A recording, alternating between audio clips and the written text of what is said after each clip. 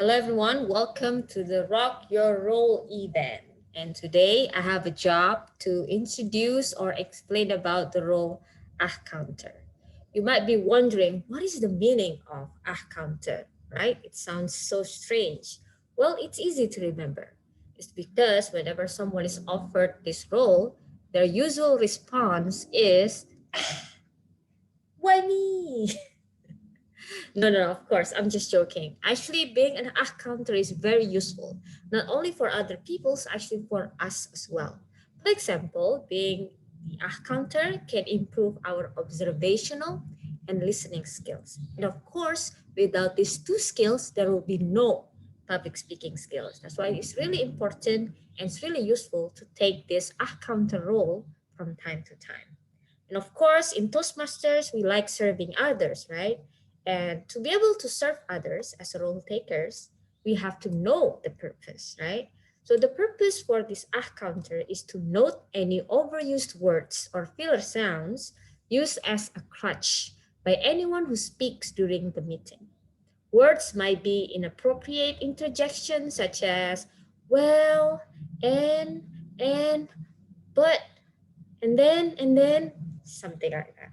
When it comes to sounds, it can be for example, can be like um or just like what I did just now.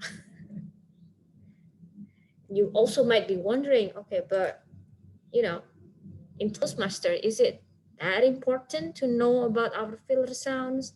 Well, I can share your sentiment because during my LBT or life before Toastmasters, I never really cared about filler sound or sound, all of those sounds, right? However, makes me feel like there's something wrong with this person's speech. I cannot pinpoint what it was. Something really that sound unprepared or not convincing enough. But during life after Toastmasters, which is now, I became a bit self-conscious or pay more attention to all of these filler sounds whenever someone speaks on the radio, maybe, or in a Toastmasters meeting or any public speaking engagement. I will try to somehow realize, okay, that person makes a lot of sounds or a lot of filler words or a lot of awkward pauses. So that makes that person sounds doubtful about the topic or less convincing that he or she should be. So I become aware of what these filler sounds can cause, right? And I hope as the accounter, you feel the same way. Now, we also need to know about why do we use scratch words.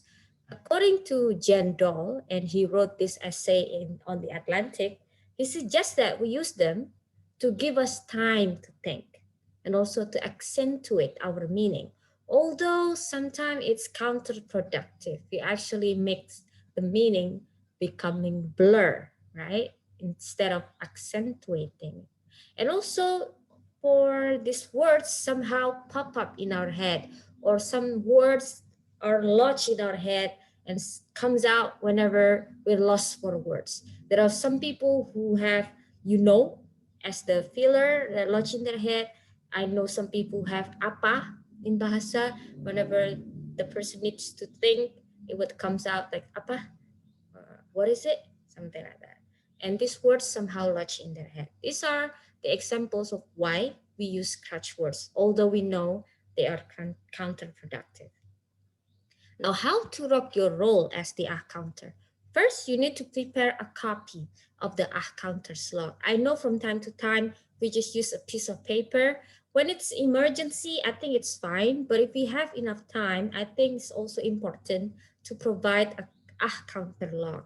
There are several versions of a counter log that I see from time to time, but I will show you the one from Toastmasters, the official one from Toastmasters later on.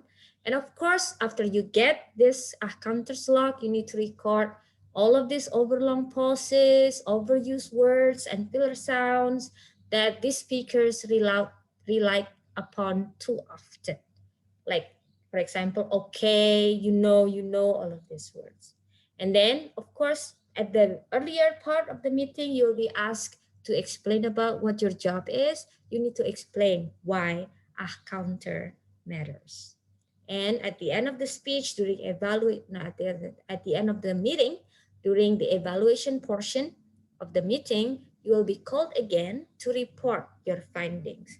So you need to report your observations. Sometimes if you get a chance to share it on the screen, then it's fine. You don't have to read all of the findings one by one. Like for example, speaker A, 5 3 buts, 4, and then something like that. You don't have to do that. They can usually watch it or read it themselves. However, you also need to summarize the findings. So what is the most frequent filler words during the day? Is it okay, or do people tend to make long pauses when they think, or what is it that you see after you look at the big picture from all of your findings? Now, this is the example of the counter script and log. Like I said earlier, you will be asked to explain about your job. You don't have to worry about it because there's a set way to explain about your job. However, you can also use your own words as long as you do not deviate from the actual job of an counter. So this is the easy script about how to explain the job and the duty of an counter. And this is the table where you can easily see on the screen the most frequent words that usually pop up.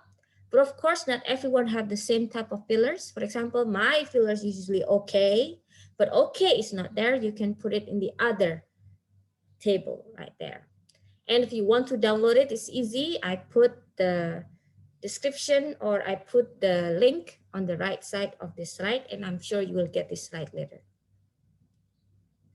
However, you need to remember, not all fillers are created equal.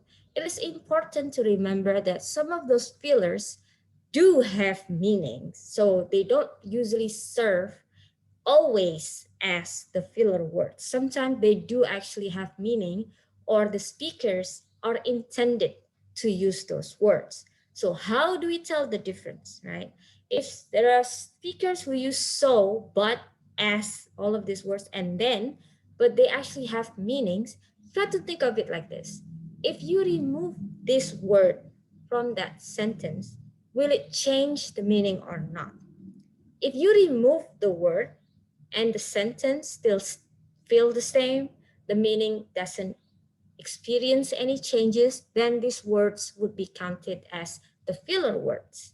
For example, I know a person who usually starts every sentence with the word so. Now, we know then from this phenomena that so would be her filler word, right? Because if we remove the word so, then it doesn't change the content of her sentences. However, to make it easier, there are two things to remember.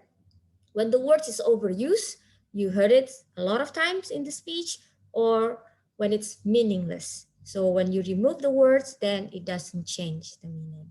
Bottom line, these two things that can count as the filler words. Another thing to remember is, first, it is important to deliver the counter report in a positive and supportive way, just like any other evaluation in the meeting. It's really hard sometimes for people to take criticism or feedback when it comes to especially when their is over the roof, like more than 20, something like that. And no matter how you catch and report those filler words, sometimes there are members who feel intimidated or shy after they listen to your report, right?